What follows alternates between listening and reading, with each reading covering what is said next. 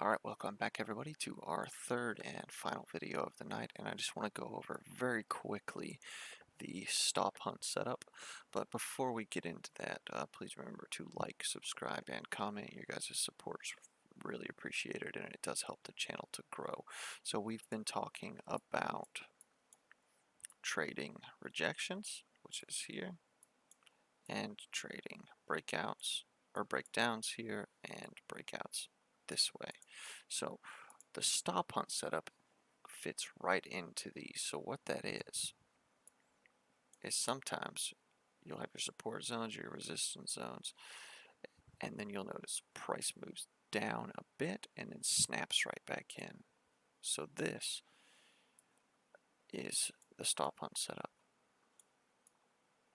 What happens is that these banks and large hedge funds or larger orders, what they do is that they will sell into their own orders to fill at a cheaper price. So they'll sell aggressively to force the price down, and then they'll use your stop losses to fill their own orders before pushing the price higher with their filled buy orders.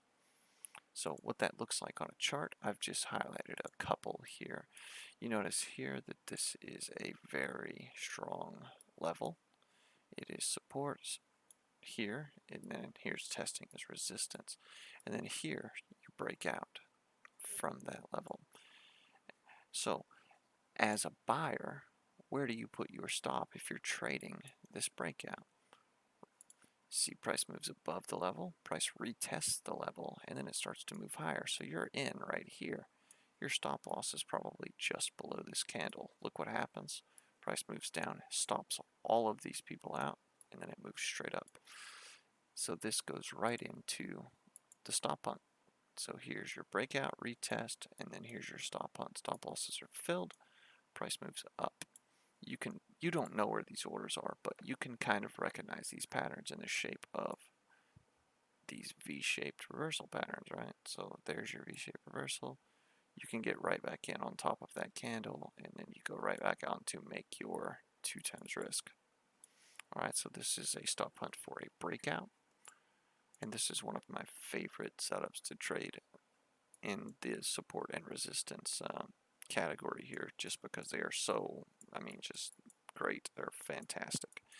And then let's go look at a stop hunt for the rejections. So here's your 2 levels: support, support, support, support, support. There's all your resistance. So that's a very, very strong level. So what happens when price moves to this area and starts to break out? People buy, right? So they expect the price is going to go up. But then what happens? It fails. It pushes down below where those stop losses would normally be, and then immediately you get that pin bar candle and price moves up. This is the stop loss hunt for the rejections. See, all of these stop losses for these buyers that got in on this reversal are probably just below this candle. This candle fills those stop losses. You get a bullish pin bar, get back in right on top. Stop losses below the pin bar. Price moves up. So this is a fairly straightforward pattern to recognize, and I just wanted to share it with you guys very quickly. I do hope that this helps you to add a little bit more clarity to the support and resistance strategies we've been going over. And once again, I do appreciate all of the support, and we'll see everybody probably tomorrow, because I think I'm definitely done for the evening. Alright, cheers.